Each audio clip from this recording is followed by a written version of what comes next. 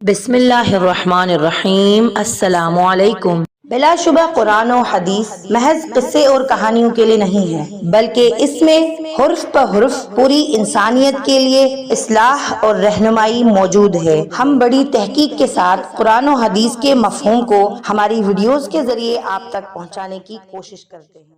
محترم سامعین، آج کا ہمارا موضوع ہے رزق۔ ایک غلام تھا جو روز اپنے کام پر جاتا اور بڑی ایمانداری سے اپنا کام پورا کر کے گھر کو واپس لوٹتا۔ ایک دن وہ کام پر نہیں گیا تو اس کے مالک نے سوچا کہ مجھے اس کے تنخواہ میں کچھ اضافہ کر دینا چاہیے تاکہ وہ اور دلجمی سے کام کرے اور آئندہ اس طرح غائب نہ ہو۔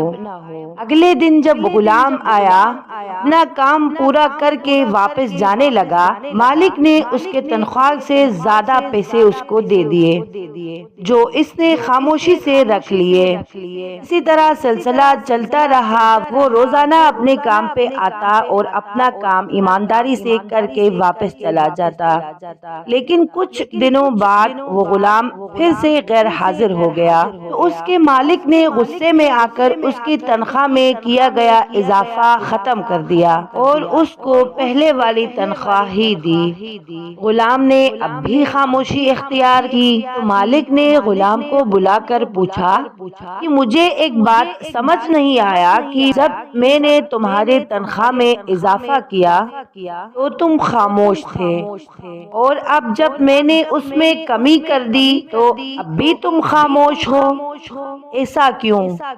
تب غلام نے جواب دیا کہ جب میں پہلے دن غیر حاضر تھا تو اس کی وجہ بچے کی پیدائش تھی، اور آپ کی طرف سے تنخواہ میں اضافے کو میں نے وہ رزق خیال کیا جو وہ بچہ اپنے ساتھ لے کر آیا، اور جب میں دوسری مرتبہ غیر حاضر تھا تو اس کی وجہ میری ماں کی وفات تھی، اور آپ کی طرف سے تنخواہ میں کمی کو میں نے وہ رزق خیال کیا جو میری ماں اپنے ساتھ واپس لے گئی۔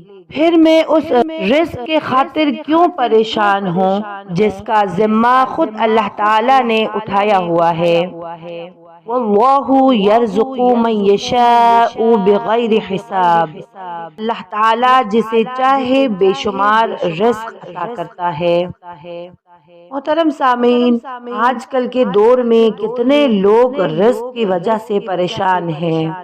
ہمیں چاہیے کہ ہمیں رزق حلال کمانے کی کوشش کرنی چاہیے اور مال دنیا کی لالچ میں، زیادہ کی لالچ میں کبھی نہیں پڑنا چاہیے تاکہ ہمارے ہاتھوں سے کوئی گناہ سرزد نہ ہو۔ محترم سامعین، یہ تھی ہماری آج کی ویڈیو۔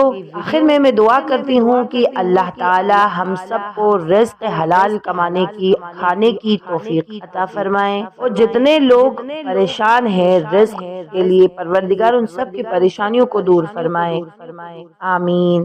میں امید کرتی ہوں آپ کو آج کی ویڈیو اچھی لگی ہوگی۔ ویڈیو اچھی لگی تو لائک، سبسکرائب اور بیل آئیکن کو دبائیے گا، اور اپنے دوستوں کے ساتھ شیئر کرنا نہ بھولیے گا۔ ملتے ہیں ایک نئی ویڈیو کے ساتھ، تب تک آپ اپنا خیال کرے گا۔ فی امان اللہ، اللہ حافظ۔